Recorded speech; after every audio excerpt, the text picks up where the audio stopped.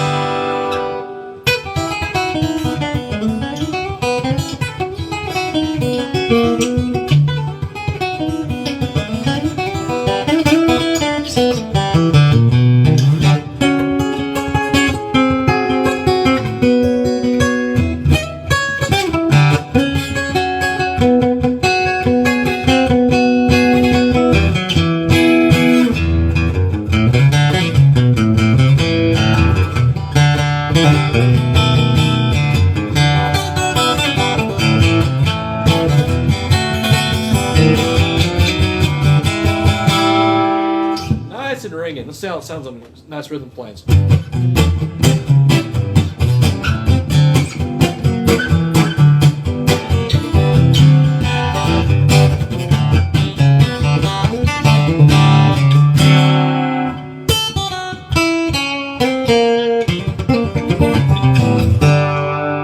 Alright, that's the K&K Pure Mini. Thank you, folks.